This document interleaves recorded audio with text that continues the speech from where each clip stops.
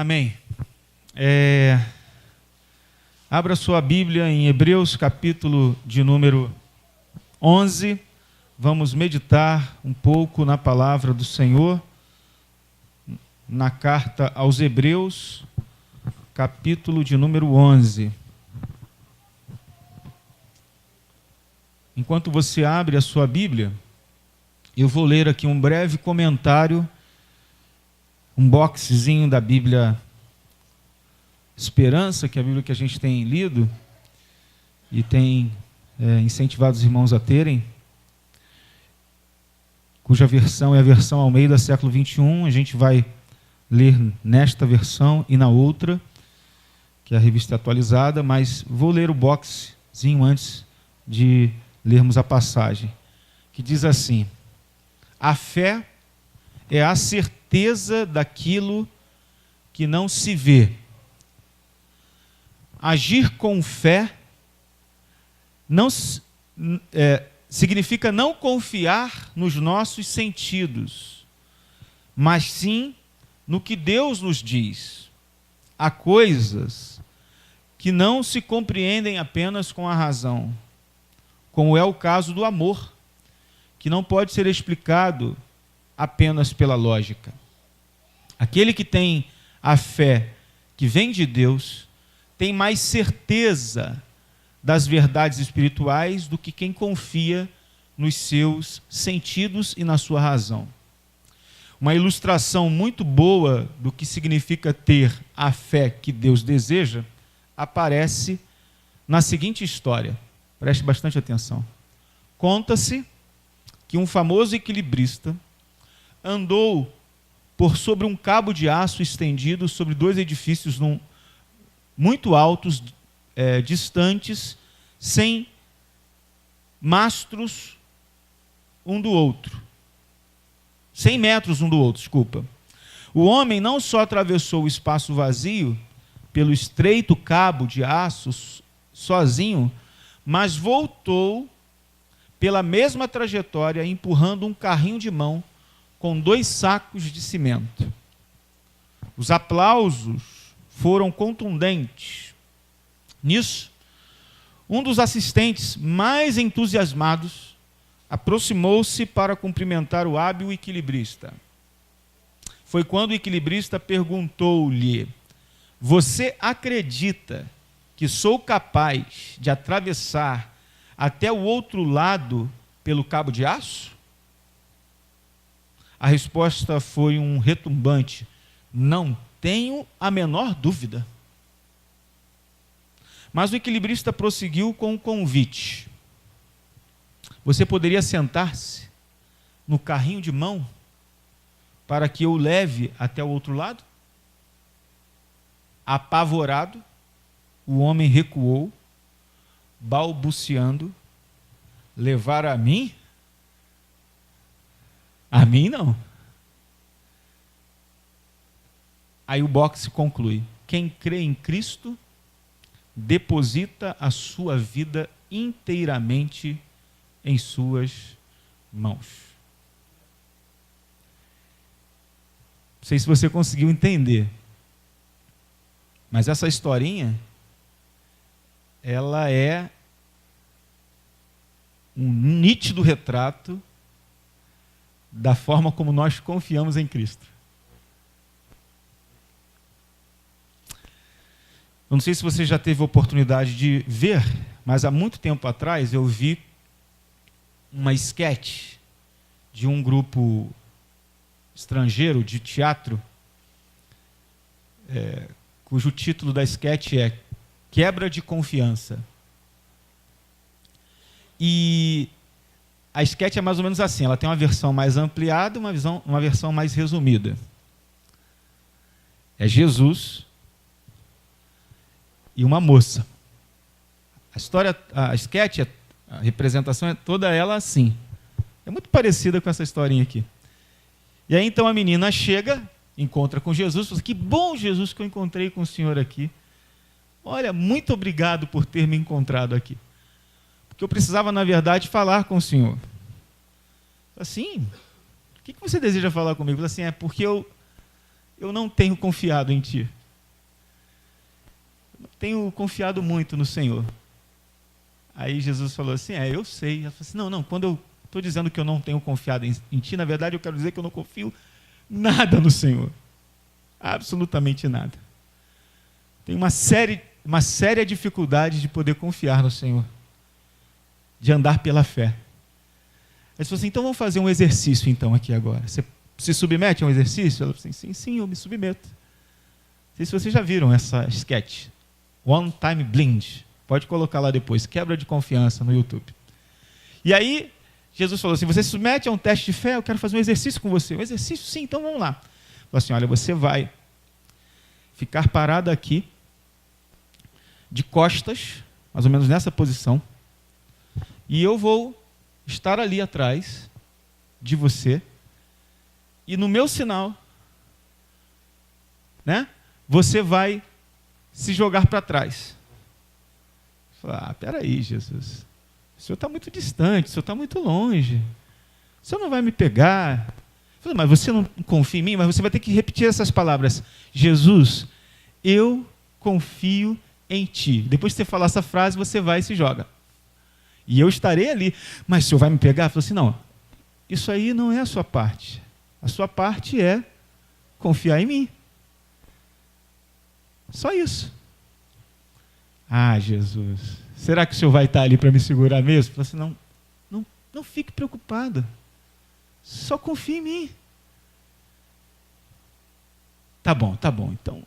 Vamos lá então. E Jesus se posiciona lá embaixo, e ela se posiciona aqui, e ela vai assim, Jesus, eu confio em ti. E se joga nos braços de Jesus. Aí Jesus, não, você não entendeu. Você tem que ficar com seus pés parados aqui e se jogar.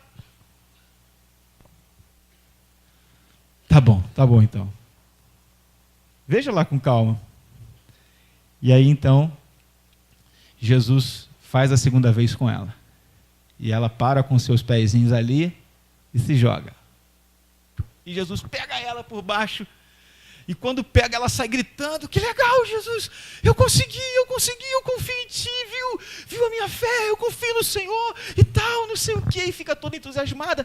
Isso, você tem agora que ir para o segundo nível. Sim, eu vou, o que o Senhor quer de mim agora? O que o Senhor precisa? Eu confio em ti e tal, não sei o quê. Então, agora, vamos lá, vamos no segundo nível agora. Então, fique de frente agora. Sim, isso é muito mais fácil, e começa a se jogar, e Jesus pega ela e tudo mais, e ela fica assim, muito cheia de fé, muito cheia de confiança. Ele falou assim, não, peraí, só um minutinho, calma, espere pelo meu sinal. Ela falou assim, realmente, vou esperar pelo seu sinal. É pelo seu sinal, né? Então, quando o Senhor disser, eu vou me jogar, não é isso? Sim, é isso. E aí ela parou de frente para Jesus, né? Aparentemente muito mais fácil. Jesus lá, espere pelo meu sinal. Você vai ter que dizer, eu confio em ti. E se jogar, tudo bem? Ela, tudo bem. Então repita, eu confio em ti. Ela, eu confio em ti, Jesus. Ele falou, então se joga para trás. Jesus. Aí já é demais, né? O Senhor não está lá. Quem é que te garante que eu não estou lá? O Senhor está na minha frente. Como que o Senhor pode estar lá? Não, Senhor. O Senhor não está entendendo. O Senhor deveria estar ali, não aqui. Assim, isso não cabe a você. Você tem que só seguir a minha palavra, o meu sinal e confiar em mim. Não, Jesus, o Senhor não entende. Jesus, então, olha, eu agora estou preparada para ministrar. Olha, eu estou agora preparada para pregar. Olha a minha fé, Jesus, eu estou robusta. Eu estou preparada para cantar. Eu estou preparada para servir. Eu estou preparada para liderar. Não estou falando, eu estou falando com você, não é por isso. Não, Jesus, espera aí só um minutinho. Eu estou, olha a minha fé. Olha como é que eu estou robusta. E ela simplesmente esqueceu de Jesus e achou que ter fé era viver pela vista e não esperando aquilo que não se vê.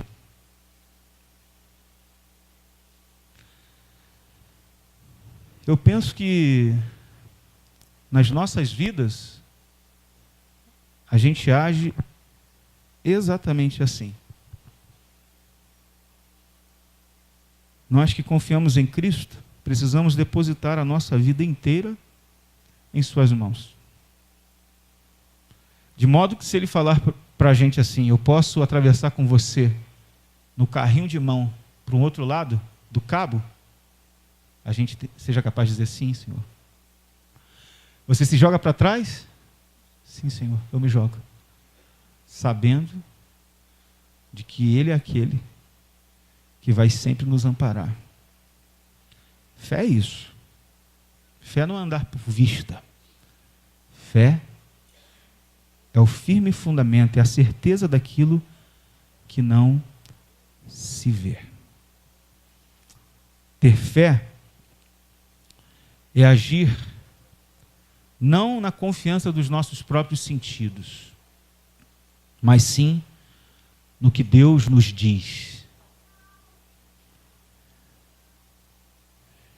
Vamos ler Hebreus capítulo 11, versículos 1 em diante.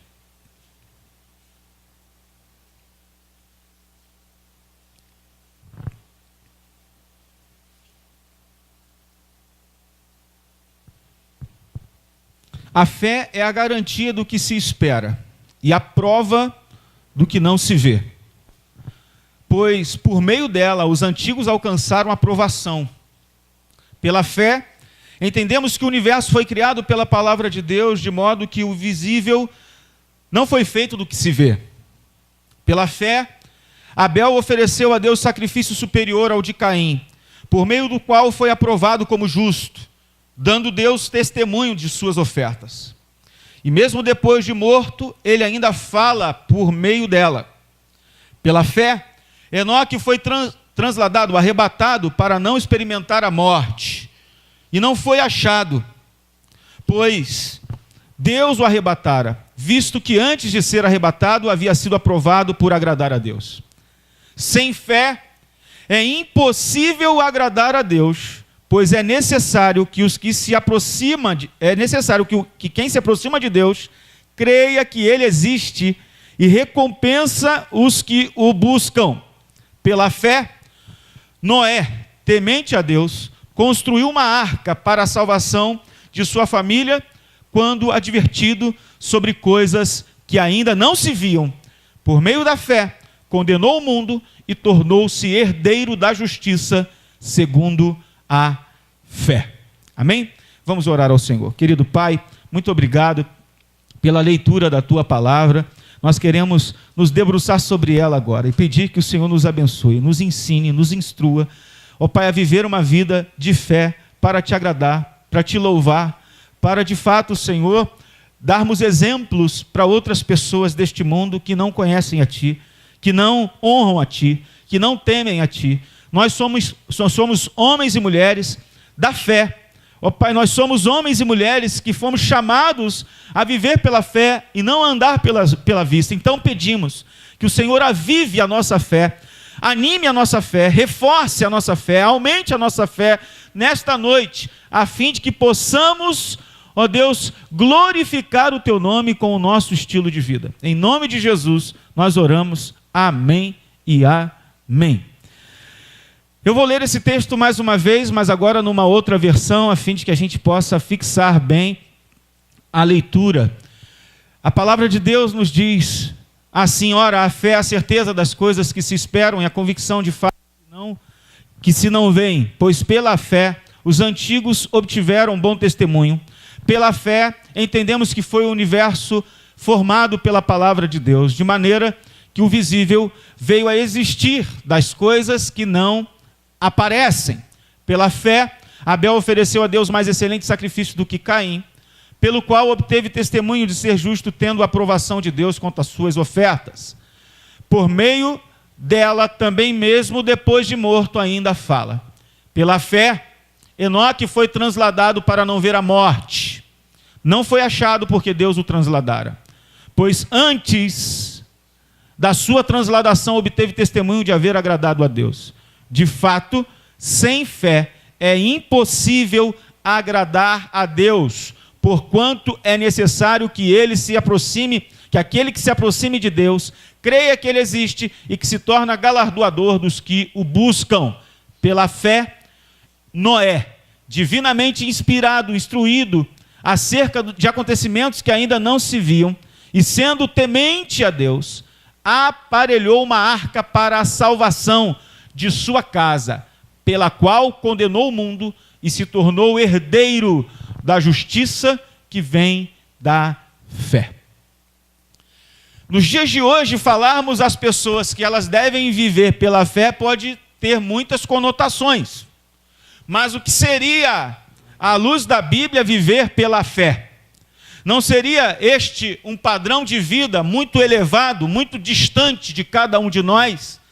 Alguém já conseguiu viver desse modo? Alguém já conseguiu viver pela fé? Se já conseguiu, quem foi essa pessoa?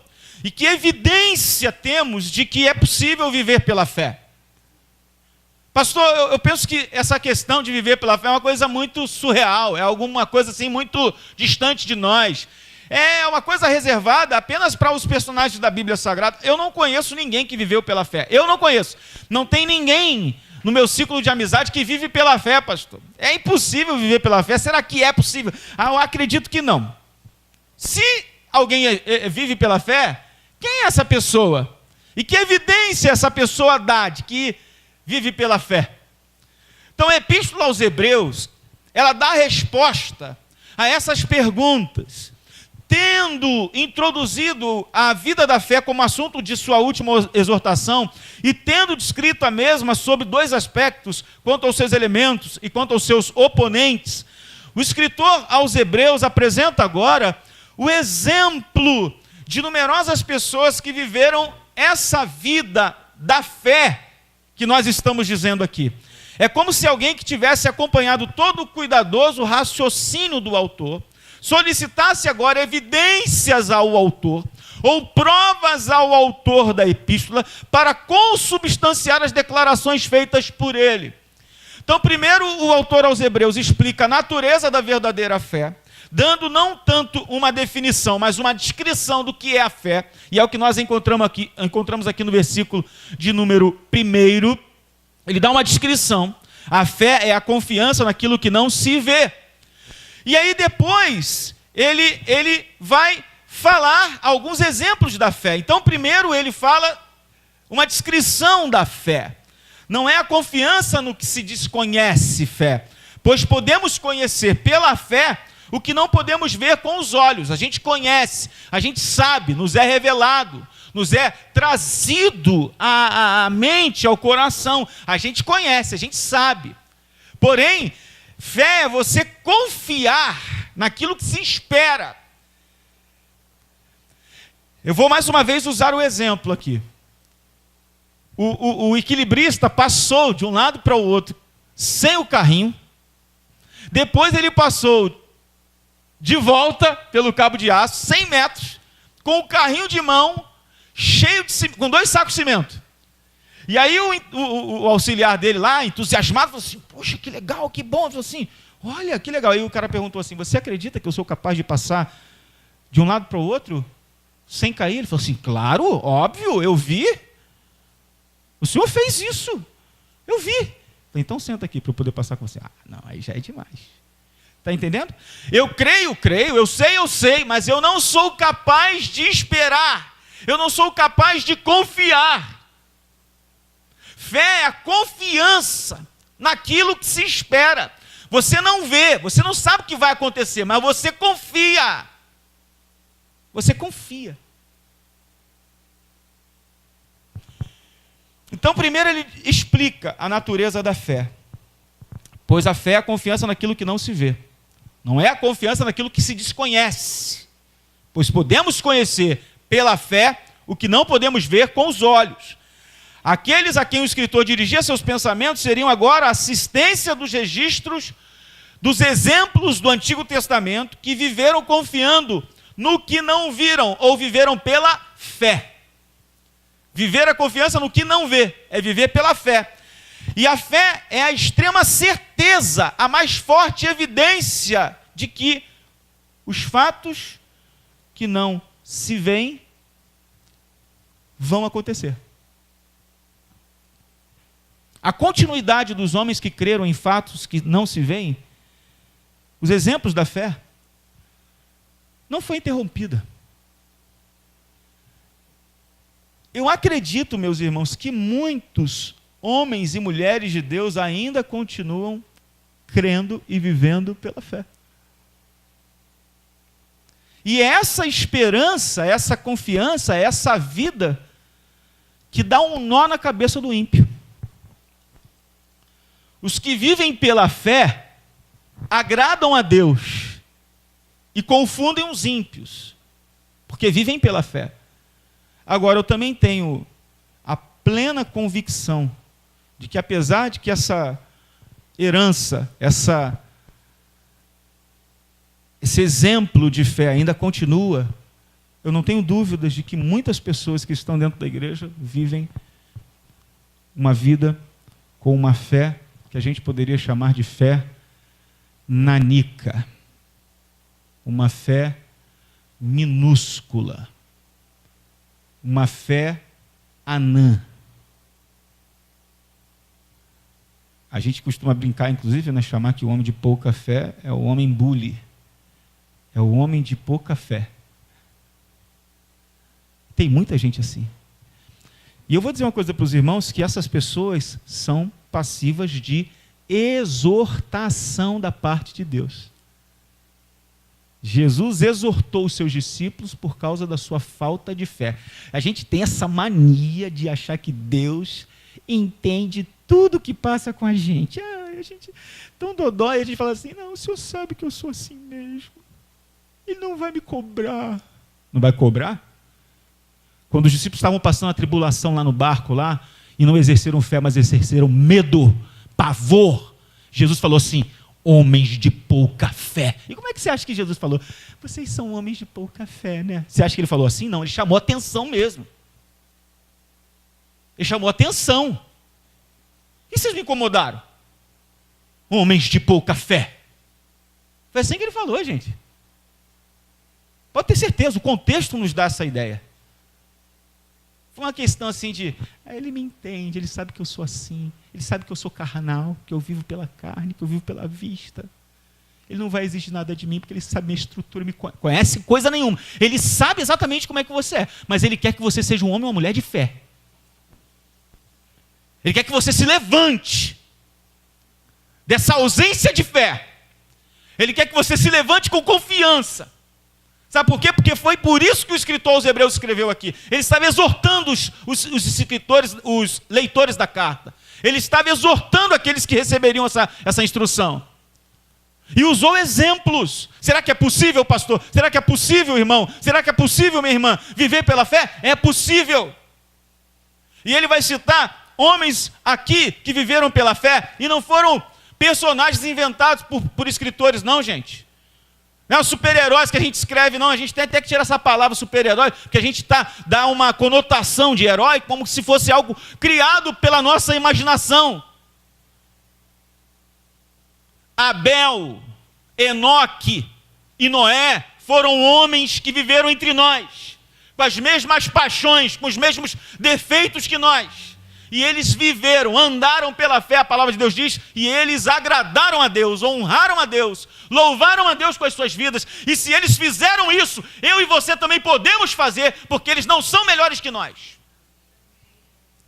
Claro que eu não vou cair na besteira de falar aqui, igual alguns pregadores aí fazem, alguns loucos fazem aí, de que quando eu chegar no céu, se eu tivesse que chegar no céu, eu teria proeminência, que eu vou ter primazia, mesmo diante de Abraão, de Isaac, de Jacó. Eu não vou chegar nessa loucura, jamais faria isso. Jamais faria isso, como se eu nunca vi na Bíblia dizendo que eles eram filhos. Tem uns caras muito loucos fazendo isso aí na internet. Nunca vi na Bíblia que eles eram filhos, eles eram amigos, eles eram servos, mas nós somos filhos, filho do rei. Jamais faria isso. Eu não tenho essa loucura, essa insanidade de falar uma coisa dessa. Agora, que nós podemos viver pela fé como eles viveram, isso é um fato, porque a palavra de Deus me ensina. E eu preciso falar isso para vocês, porque a palavra de Deus me autoriza a falar isso. Então, pelo ato da fé, os filhos de Deus sabem que o Senhor fez os mundos, diz a palavra de Deus, através da sua palavra. Do haja dele, da palavra dele. E os grandes do Antigo Testamento viveram pela fé. Abel, Enoque e Noé são mencionados como exemplos precisos de homens que agem pela fé.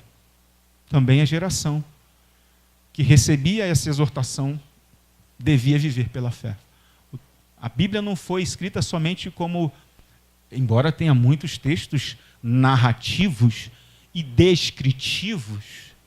Sim, na Bíblia, o que significa textos narrativos e descritivos? Que estão ali narrados, que não necessariamente significa que a gente precisa fazer. Que estão descritos ali, que não necessariamente a gente precisa copiar. Mas a Bíblia também tem textos que são chamados de normativos. São textos exemplares, textos de exemplo para que nós que somos cristãos vivamos estes textos. A gente aplique essas passagens na nossa vida. E esse texto aqui é um texto narrativo, descritivo sim, mas um texto imperativo, um texto normativo, um texto exortativo para cada um de nós. É muito claro a gente observar o texto, vai dizer, irmãos, sem fé é impossível agradar a Deus. O que será que o autor queria com essa afirmação? Dizer para cada um de nós que lêssemos o texto, que lêssemos a passagem, e aqueles que leram originalmente, que sem fé é impossível agradar a Deus. Fala para o irmão do seu lado aí, eu não costumo fazer isso não, mas eu faço de vez em quando, olha para ele fazendo. Sem fé, você não consegue agradar a Deus, fala para ele aí. Sem fé não é possível.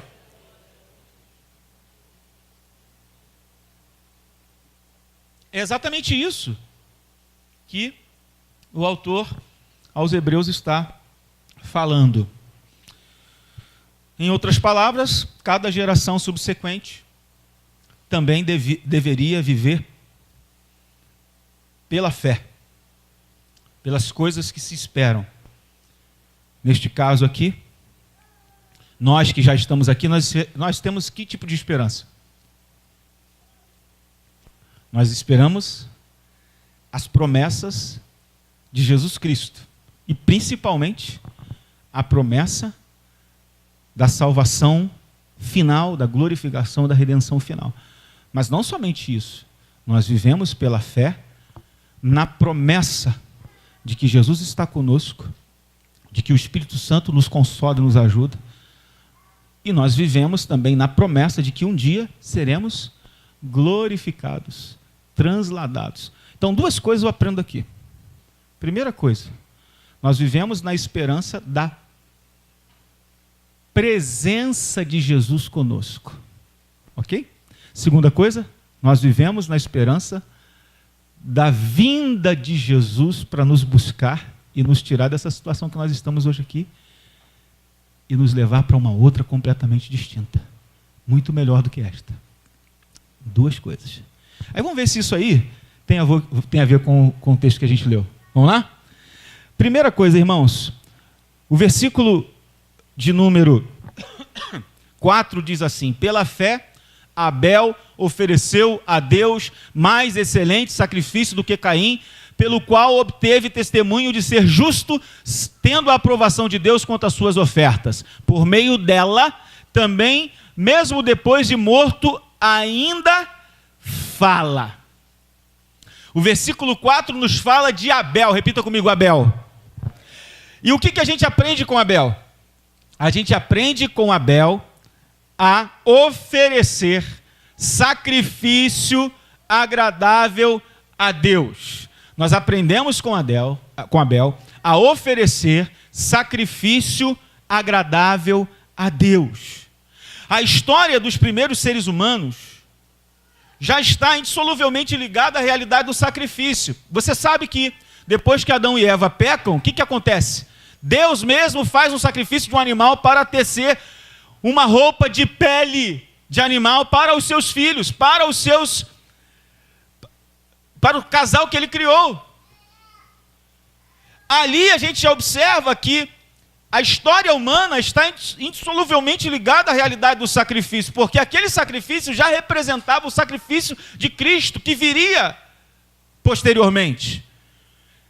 E a Bíblia vai dizer, lá em Gênesis capítulo 4, versículo 3 a 5, que Caim e Abel ofereceram ambos seu sacrifício ao Senhor.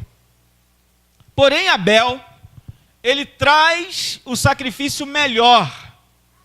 Ele traz o sacrifício maior. O sacrifício de Abel é superior ao sacrifício de Caim. Abel ofereceu um sacrifício aceitável, que foi um sacrifício sangrento. Tem gente que associa a questão do sacrifício de Caim e Abel exatamente com o tipo de sacrifício que os dois apresentam. O tipo de sacrifício, a espécie de sacrifício.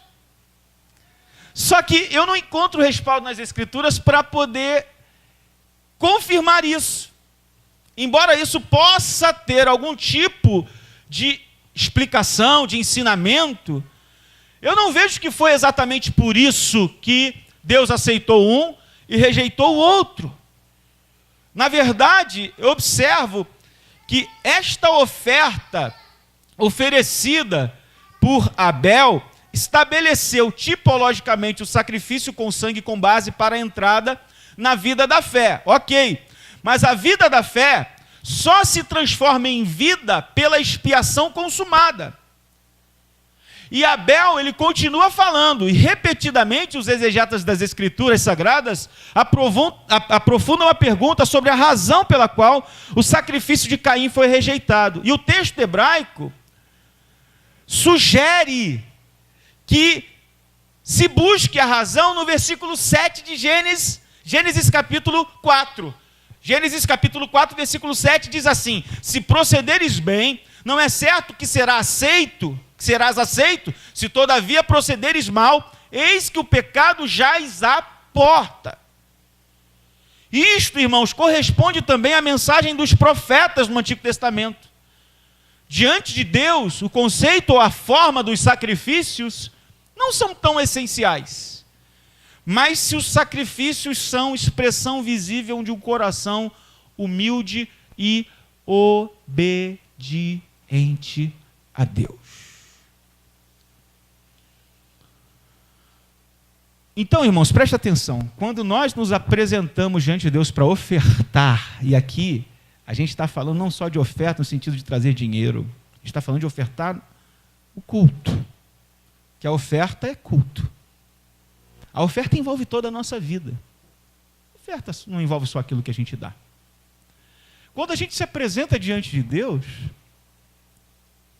Deus, Ele não observa tanto, irmãos, o que a gente traz ou deixa de trazer enquanto de valor, ou se é maior, se é menor, que tipo de oferta. Ele não se preocupa com isso. A preocupação sincera de Deus é que nós apresentemos a Ele um sacrifício excelente, com a postura do nosso coração.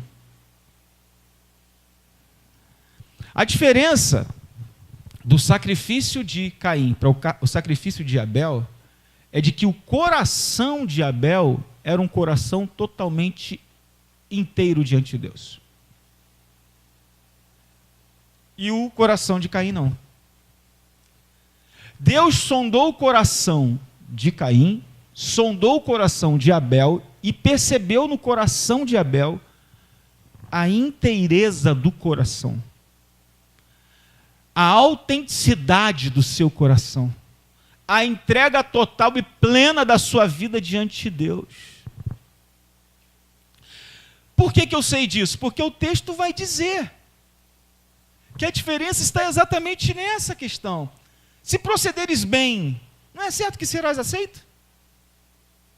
Se todavia procederes mal, eis que o pecado jaz à porta.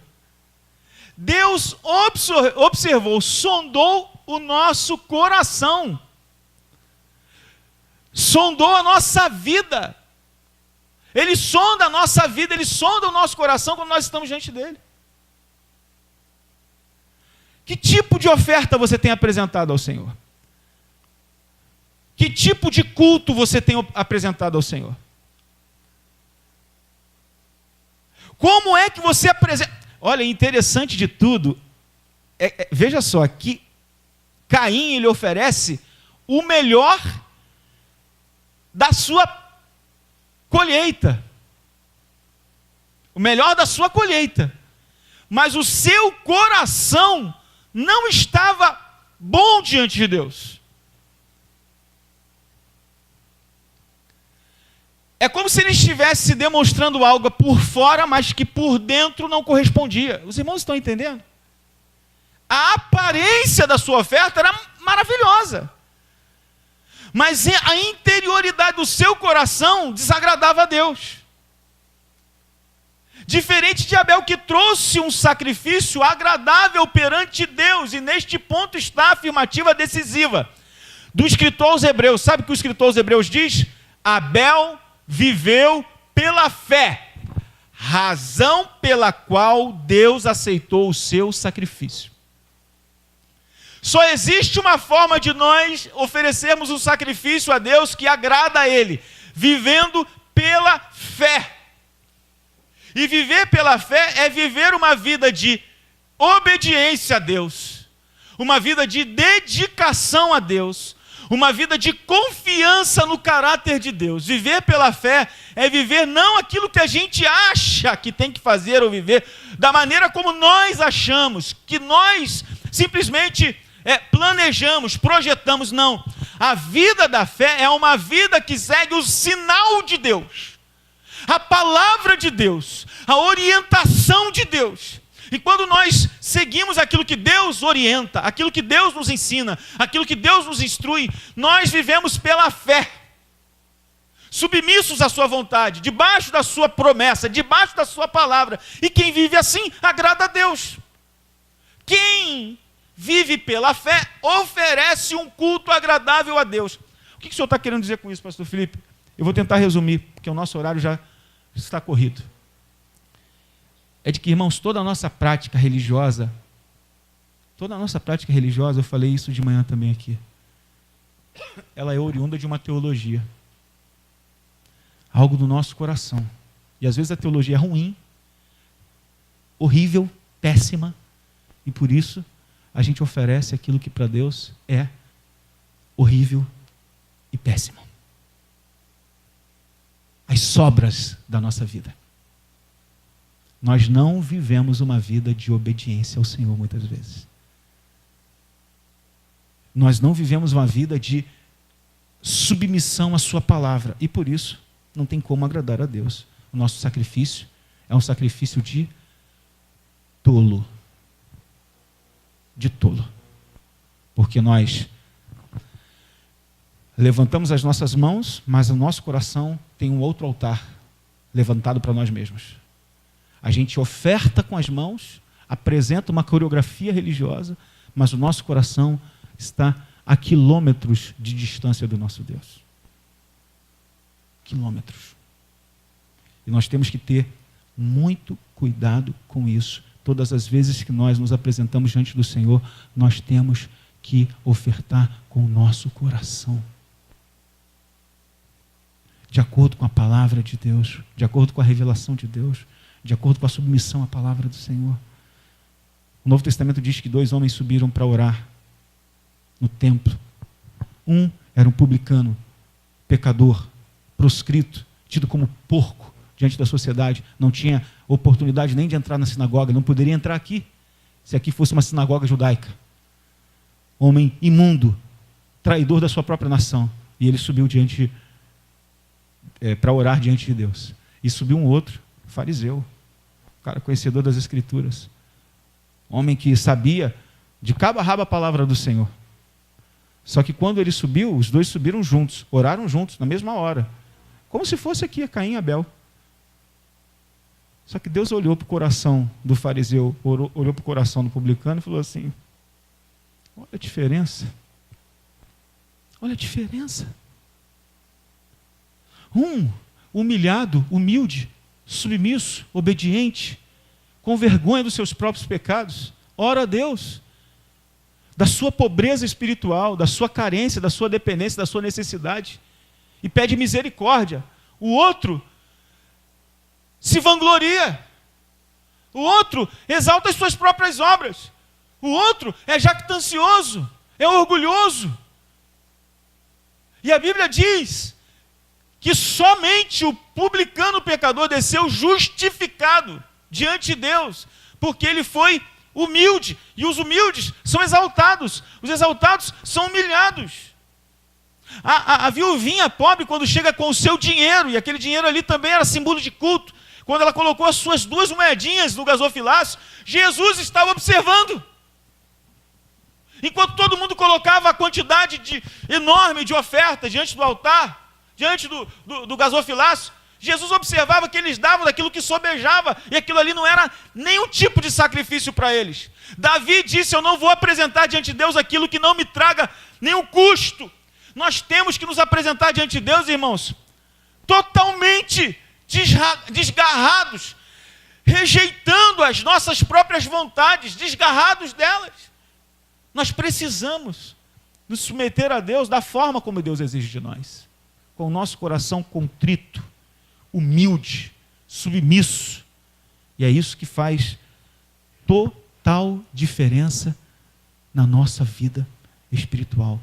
Pela fé, Abel andou, e por isso ele agradou o coração de Deus. Mas a passagem continua. Continue comigo, por favor, versículo 5. Pela fé, Enoque foi transladado para não ver a morte.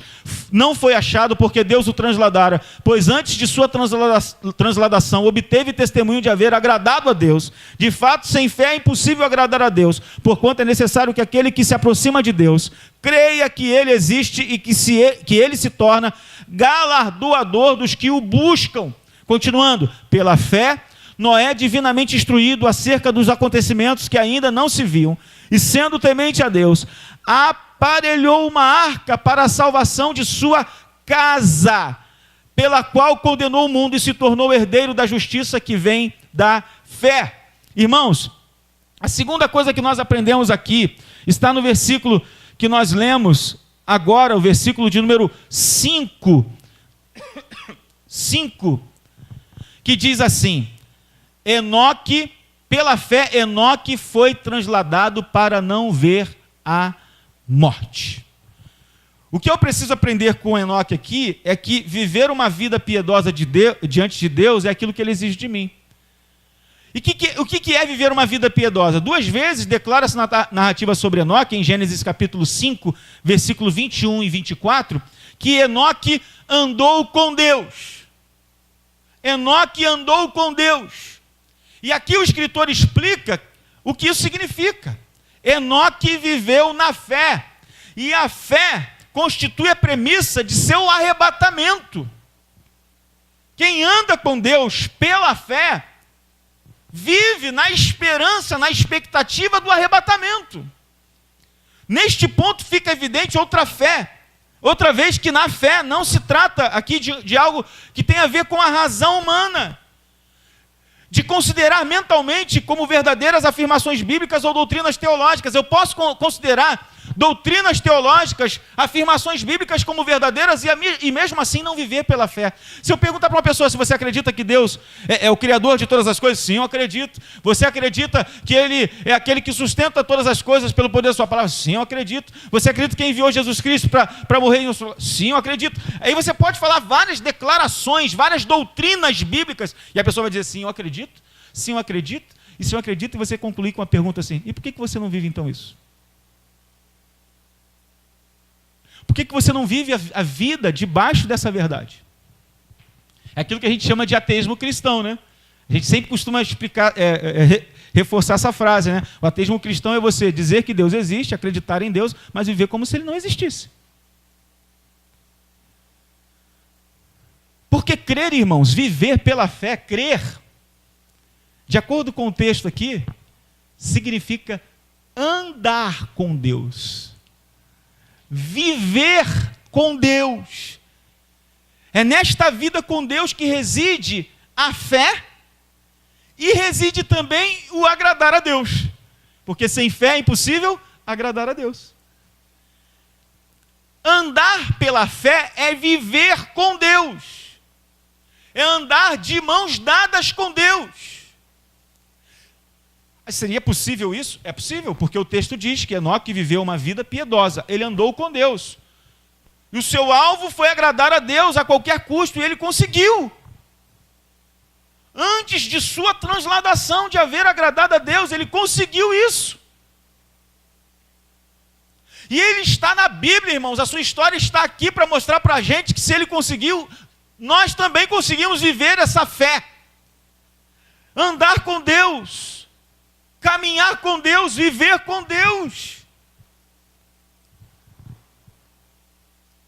Este deveria ser e continuar sendo o alvo de cada crente verdadeiro, e é impossível agradar a Deus sem fé. E Abel ofereceu sacrifício aceitável a Deus, e Enoque andou, viveu em comunhão perfeita com Deus. É isso que o texto está dizendo. Então eu preciso oferecer sacrifícios agradáveis a Deus, com a minha própria vida, o meu culto que satisfaça o coração de Deus. Tem que ser um culto racional, no nome de Jesus, pelo sacrifício de Cristo. E eu preciso também viver uma vida na comunhão do Espírito Santo para louvar a Deus, agradar a Deus com a minha vida. A fé e o testemunho de Enoque, antes do seu arrebatamento, tornam-se, para nós então, indicação das premissas decisivas para o arrebatamento da igreja. A igreja só será arrebatada se ela andar com Deus. Deus não vai arrebatar todo mundo, gente. Deus vai arrebatar quem anda com Ele, quem vive com Ele, quem faz a sua vontade. A Bíblia é clara em dizer em Mateus capítulo 7, irmãos, no final do Sermão da Montanha, nem todo aquele que me diz Senhor, Senhor, entrará no reino dos céus, mas aquele que faz a vontade do meu Pai que está nos céus.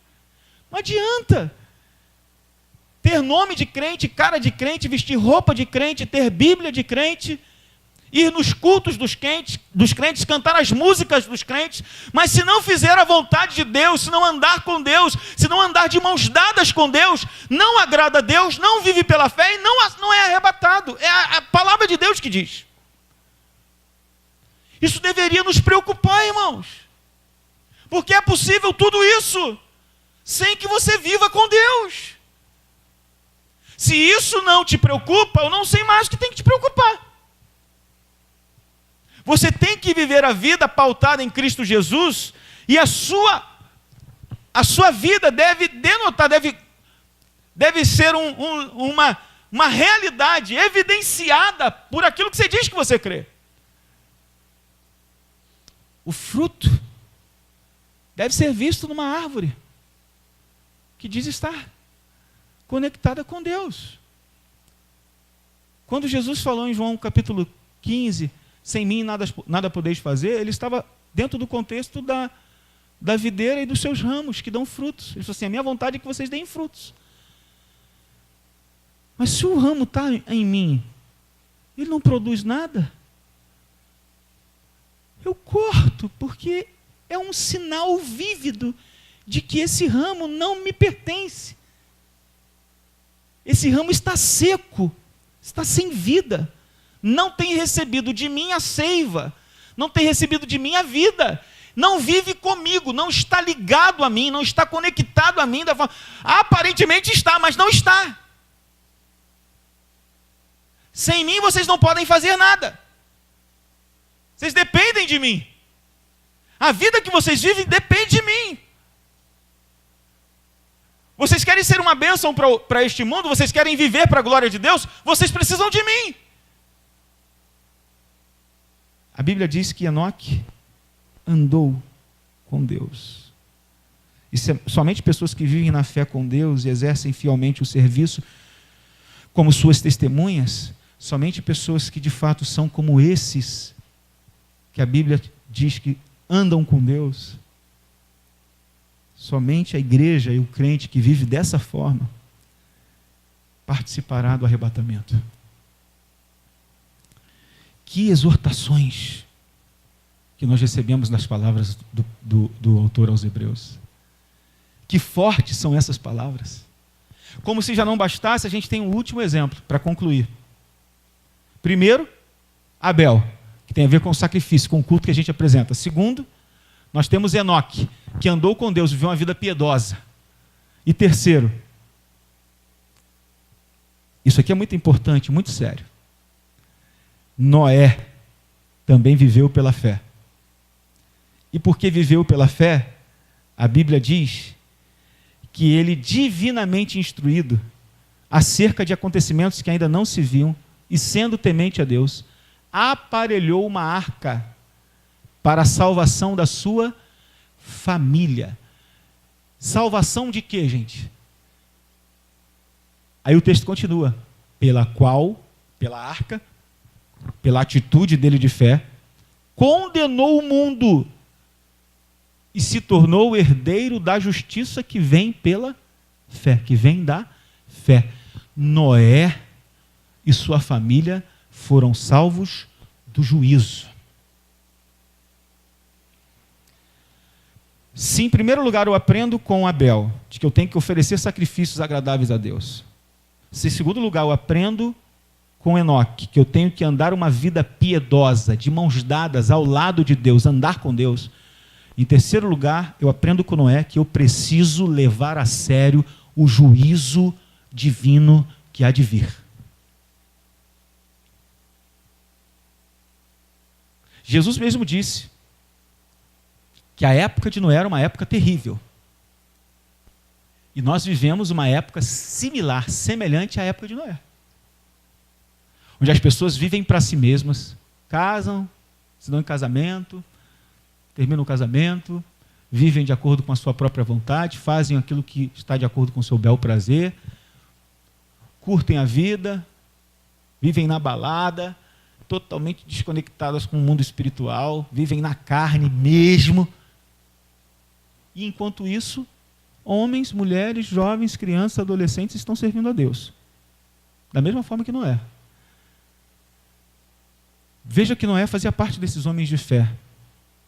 Como Enoque, como Abel. Agora, a semelhança de Noé com Enoque é de que o texto vai dizer que Noé também andou com Deus. E no entendimento do Novo Testamento, significa que Noé se encontrava numa relação autêntica de fé com Deus vivo. Noé obteve de Deus uma revelação, irmãos. E a sua fé foi comprovada pelo fato de que ele aceitou esta revelação de Deus, sem duvidar, sem contradizer, sem questionar. Ele ouviu a voz de Deus e obedeceu, ele agiu conforme a revelação recebida. Pela fé, a sua visão para o futuro foi aberta, os seus olhos espirituais para o futuro foi aberto. Eu me lembro muito também que aconteceu isso com Asaf, que questionava, que via o povo vivendo regaladamente, desobedecendo a Deus, e falou assim, será que vale a pena servir a Deus? Poxa, eu estou aqui passando privação, luta, dificuldade, prova, eu estou vendo esse povo aí que não honra a Deus, vivendo regaladamente, vivendo tranquilo, cheio de dinheiro, fazendo tudo o que querem, será que vale a pena, Senhor? Deus pegou Asaf e falou assim, vou levar você no templo. É no templo que essa revelação vem, no templo. Trouxe, falou assim, olha só o que vai acontecer, ó. Pá, e pá.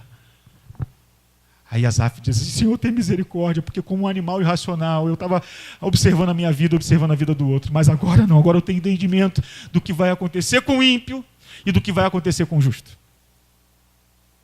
Agora eu tenho entendimento, agora os meus olhos foram abertos. Da mesma forma, Noé, os seus olhos foram abertos para ver o futuro e ao mesmo tempo, porém, levou muito a sério a ameaça do juízo vindouro.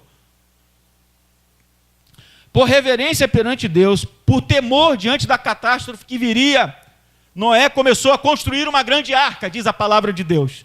Deus o havia ordenado a construir uma grande embarcação, e ele então obedeceu ao Senhor. A fé e a obediência formam uma unidade que constituem premissa para encontrar clemência diante do Senhor na ameaça do juízo. Noé creu que Deus julgaria a terra, e isso se transformou em um incentivo para a sua vida da fé. Ele construiu a arca como evidência da sua fé. Ele colocou a sua fé em atividade à luz de algo que aconteceria no futuro. Mesmo que ele não tivesse visto, ele ficou sabendo o que aconteceria. Por isso é viver pela fé. Ele ficou sabendo e creu nisso, confiou na palavra de Deus. Por que nós não vivemos isso, irmãos? Por que nós vivemos como se isso não fosse acontecer? Por que é que nós vivemos como se Jesus Cristo não fosse voltar? nós vivemos como se Deus não fosse quem Ele diz que Ele é? Por que nós criamos uma ilusão acerca de Deus? A gente inventa um Deus para a gente e cultua Ele. Por quê, irmãos? Por que a gente não obedece como Noé obedeceu?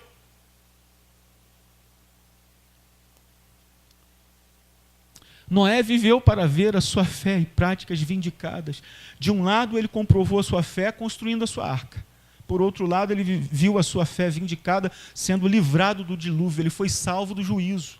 Assim, ele juntou-se a esse glorioso grupo dos justos que viveram pela fé através da justiça que vem da fé.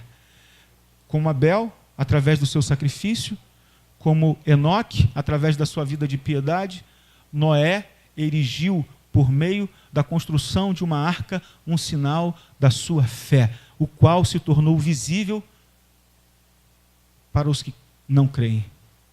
A fé de Noé e sua obediência à palavra significam juízo sobre a humanidade incrédula, decaída sem Deus, trazendo para ele a justiça perante Deus. Eu estou chegando ao final. Imaginem Deus falando com Noé, orientando Noé, e ele obedecendo, em meio a uma sociedade corrupta e corrompida, corruptora, ímpia.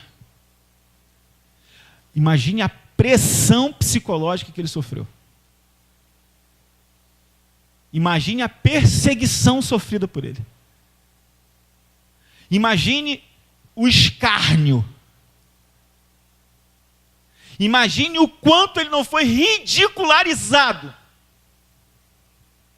Imagine o quanto ele não sofreu chacota. Olha aí o bobo, o tolo, o idiota. É um mané mesmo, é um Zé das Couves mesmo, não, só pode. Não é possível, olha só. Oh, para com isso, tonto. E ele dizendo, não, eu vou ficar firme, eu vou continuar, eu vou perseverar, porque eu sei em quem eu tenho crido. Eu conheço o meu Deus, eu ouvi a sua voz, e eu sei que Ele há de trazer juízo. A palavra do Evangelho, para quem é salvo, é uma bênção, irmãos. Mas para quem não é uma desgraça. A palavra do Evangelho, para quem é salvo, faz sorrir. E no futuro, no porvir, mais ainda. Agora, para quem não é salvo, a palavra do Evangelho fará chorar tanto aqui, que toda essa aparente alegria que as pessoas têm sem Deus é só ilusão, e no porvir os fará chorar muito mais. O juízo há de vir. E nós precisamos aprender com esses três homens. Repitam comigo, por favor. Fala comigo, eu preciso aprender com Abel a oferecer um sacrifício agradável a Deus. Fala comigo também assim, eu preciso aprender com Enoque a andar com Deus piedosamente. Por último, fale assim comigo, eu preciso aprender com Noé a confiar, a aguardar as promessas de Deus e ter preocupação com o juízo de Deus. Amém. Porque para Noé, a arca foi uma promessa de salvação. E o dilúvio foi um juízo de condenação para os ímpios. Vamos ficar de pé. Com clareza insuperável, o escritor aos Hebreus declara que a vida das testemunhas da fé, sobre as quais a história bíblica original informa, se caracteriza pela fé. Deus configura a história através de pessoas de fé, irmãos. E a história bíblica original é indício eloquente para o escritor aos Hebreus. Já na vida das testemunhas de fé do Antigo Testamento, delineiam-se contornos importantes para a igreja dos nossos dias. Abel comprova sua fé no martírio. Ele agradou a Deus com a sua oferta, mas por isso ele morreu. Ele morreu por causa da sua fé. Noé, ele passa por tribulação no meio de um mundo incrédulo. Sofreu muitas coisas por causa da sua fé. Contudo, as mãos de Deus sustentaram os seus servos. E o Deus dos pais, o Deus dos patriarcas, permanece sendo o mesmo. Ele é o Deus da igreja. É o Deus de cada um de nós. Por isso, os fiéis devem resistir na aflição, resistir na perseguição, certos de que Deus também fará uso do seu testemunho para conduzir a história da salvação ao alvo que Ele próprio estabeleceu. Que Deus levante homens e mulheres de fé, hoje aqui, para o louvor e para a glória do seu poderoso nome. Curva a sua fronte, por favor.